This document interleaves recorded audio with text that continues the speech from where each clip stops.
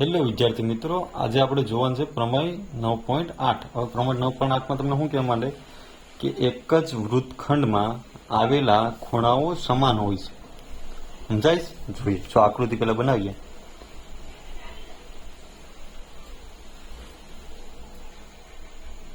આ વર્તુળ છે, બરાબર. વર્તુળના આ કેન્દ્ર છે.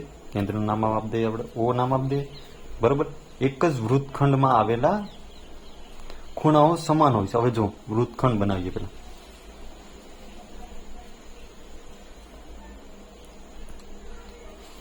એક જ વૃત્તખંડમાં આપણે બે ખૂણા લઈએ, આ એક અને આ બીજો, બરાબર.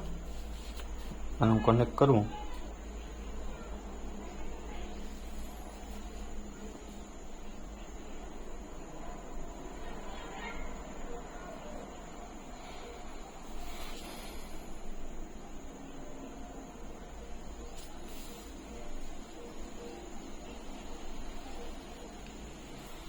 હવે નામકરણ કરી દઈએ કે ભાઈ પી ક્યુ એ અને સી, મતલબ આ એક જ વૃત્તખંડ છે ને, એમાં આવેલા ખૂણા છે, બંનેના જે ખૂણા બને છે એ સમાન હોય છે, એવું આપણે સાબિત કરવાનું છે, બરાબર.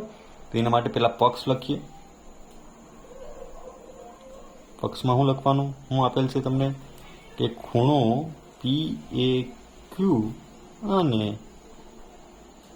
બીજો શું આપેલ છે તમને, ખૂણો પી સી ક્યુ. સમજાય ને? પી એ ક્યુ અને પી સી ક્યુ, બરાબર. ઓ કેન્દ્રિત વર્તુળના એક જ વૃત્તખંડમાં આવેલા ખૂણાઓ છે, બરાબર. આ એક જ વૃત્તખંડ છે ને આખો, એમાં બે, બરાબર, બિંદુ આ ખૂણા છે એ કેમાં આવે, એક જ વૃત્તખંડમાં આવેલ છે. હવે સાધ્ય તમારે સાબિત શું કરવાનું છે? સાધ્ય તમારે કરવાનું છે કે જે આ બે ખૂણા બને છે એ સમાન હોય. તો ખૂણો લખવો હોય તો કેમ લખાય કે ભાઈ પી એ ક્યુ બરાબર ખૂણો પી સી ક્યુ, બરાબર. પી એ ક્યુ બરાબર પી સી ક્યુ. રેડી? હવે સાબિતી.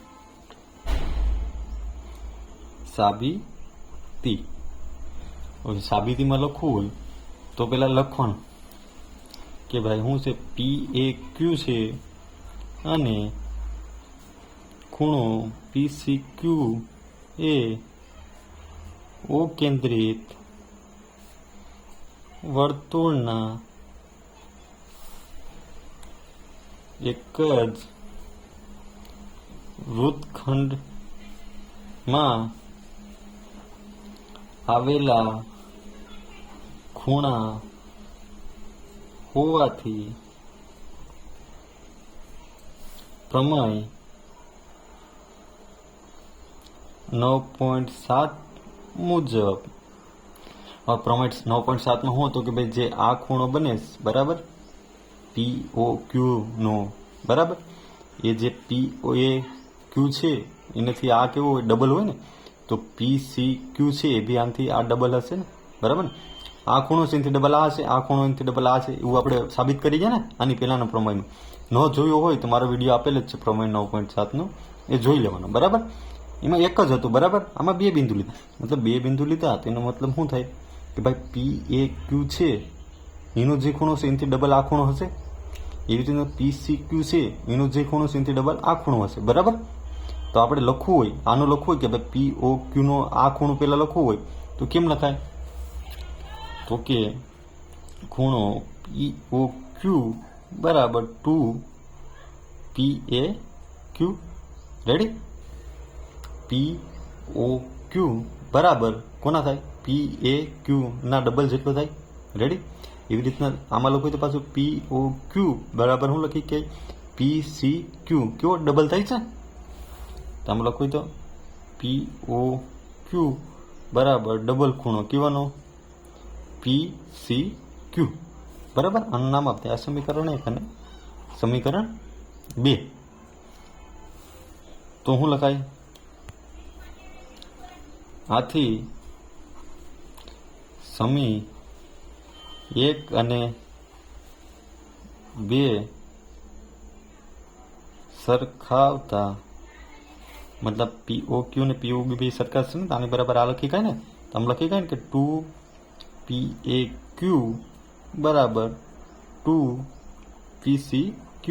2 2 કટ થઈ જાય તો વધ્યું ખૂણો PAQ બરાબર ખૂણો PCQ. રેડી? અને એ આપણે શું કરવાનું હતું? સાબિત કરવાનું. જે સાબિત થાય છે લખવાનું છે, જે સાબિત થાય છે. બરાબર? આની પહેલાનું જે પ્રમેય છે એ જોઈ લો એટલે તમને આ પ્રમેય ઓટોમેટિક આવડી જાય. આ પ્રમેયમાં કંઈ એટલું બધી કંઈ ખાસ છે નહીં. તમારે સ્ક્રીનશોટ પાડવો હોય તો પાડી શકો છો. બરાબર? અને લખી શકો છો. જો તમને વિડીયો પસંદ આવ્યો તો લાઇક એન્ડ સબસ્ક્રાઈબ કરતા ભૂલતા નહીં. Thank you.